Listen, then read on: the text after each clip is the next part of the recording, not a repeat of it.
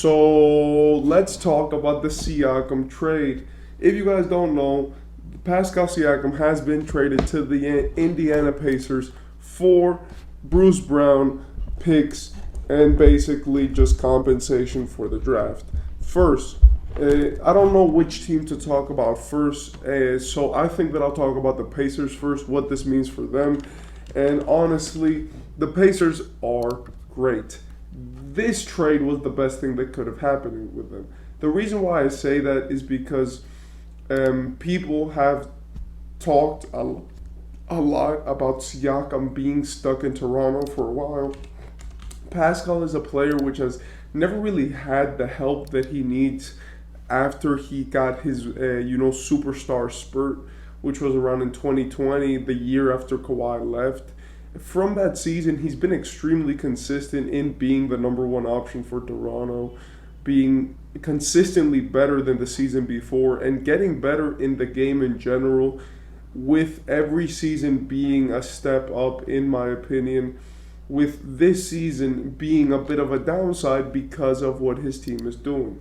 This season, he hasn't been as effective due to the fact that his team has focused to set the offense around Scotty Barnes and basically trade everything that made Pascal good, the shooters, his point guard Fred VanVleet, and the whole team away just to make, Scotty Barnes better.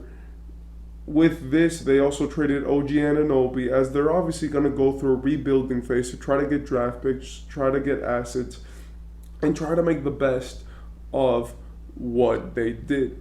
In my opinion, for the Raptors, this is a huge win. No, for the Pacers, this is a huge win, as you have a player which is going to be win now, and which is going to cause Halliburton to be happy with the roster that is constructed.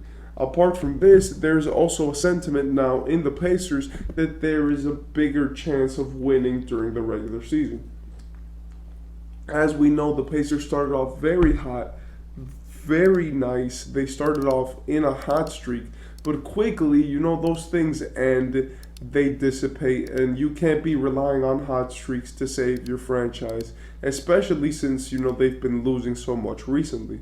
With this, I believe that Tyrese Halliburton is finally going to get to rest more, in the sense of that, Tyrese Halliburton is a player which has the stamina and the endurance to go play every single game if he has to, but not play every single game, but play every single game really well and be really effective. But you could see that even the fact that he just got injured, right, with a hamstring injury, it's probably due to the fact that he's been worked so much.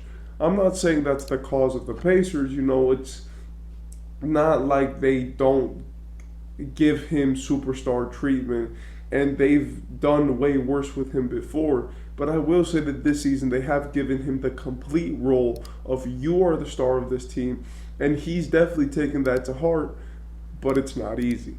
Apart from all of this, I do want to say that for the Pacers, this means moving away from Bruce Brown, Jordan Nwora, and Kira Lewis Jr., which have all basically making a deal possible. This was a 3-team deal. The Pelicans were in here just to put in a few picks, get rid of Kira Lewis Jr., and I don't really think that they received anything apart from maybe a few picks, right? But the biggest part of this trade was the Bruce Brown, Jordan Nwora, Kira Lewis have been now released from the Pacers and the Pelicans, and Pascal Siakam now gets a home, which, even though, yes, I know that the players that they got back from him weren't great for Toronto, but I do think that the Pacers can capitalize off of not giving away that many assets and being comfortable in a position where they have right now. The reason why I say that the most important part, and that I read Bruce Brown, Kira Lewis, and those guys' names, is because they are the ones who made this trade possible. And in my opinion, when you look at this trade, the Pacers didn't give up one of their major stars just to make this happen. I feel like they kept it pretty simple and pretty good. Now, with Bruce Brown, probably is going to be waived by the Raptors or traded to another team for some pieces. Apart from this, we get to see the Raptors finally rebuild. In my opinion, the Raptors have taken way too long to rebuild. I think that they're one of the teams which waited way too long and had way too much time to do it. And the reason why I believe that is because they have just made it so far into the playoffs in 2019, and then they had some, years where they thought they were great, but it's been around like 5 or 6 years, even more, since they were really great and since they really had a shot at doing anything. And honestly, I believe that they should have ended this a long time ago. I think that now trading Siakam at this moment is respectful to him, and I do believe that it is the end of an era for the Raptors. Honestly, I don't think it was easy to make this decision, as Siakam has been there for his entire career. I think he's going to get his jersey retired, as he's a two-time All-Star, two-time All-NBA, one-time Most Improved Player, and an NBA champ with the franchise.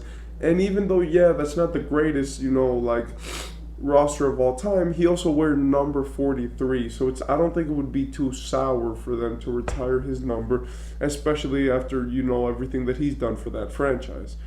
I do believe that getting away from Pascal and being able to rebuild is going to provide good numbers for the Raptors, as they are able to, make moves and play the way that they want to play through Scotty Barnes. Scotty this season has averaged 48% from the field, 38% from three, with 20 points, 8.5 rebounds, and 5.6 assists.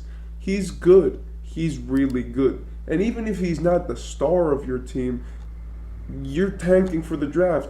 And even if none of that works, you're getting 2 first-round picks, 2024 first-round picks from the Pacers, and a 2026 first-round pick.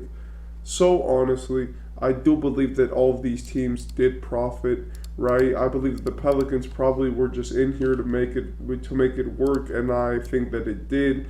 Honestly, with them just sending out a player which they probably didn't want anymore to another team to release some salary. Apart from that, the Raptors were able to start their official rebuild, because even though OG Anunoby trade kind of set the scene, the Pascal trade was going to determine if they were serious about rebuilding or not, as Pascal was the player to really make a statement on this franchise. And honestly, I also want to say that with everything that has been, discussed, and with everything that has been, talked about for the Raptors, I think that now is probably a good time to rebuild under different circumstances. If this doesn't work, you're going to get good picks. If this does work, then you get a star for your future. You get a new chapter in the Raptors saga. And if all else fails, at least you have enough assets, if you're the Raptors, to always be able to get back on your feet and get some fans in the stands. So I do believe that the Raptors did a great job with this trade, and the fact that they did it was nice. Now, what I really want to talk about is, I'm not going to expand on this too much, obviously, but I just want to say, thank God that the Pacers got this through. They've been talking about this for months, and I think that this was one of the better trades in the NBA.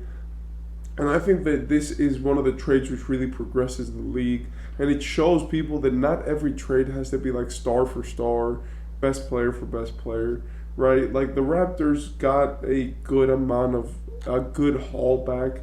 They got 3 first-round picks and a good role player and a playable role player.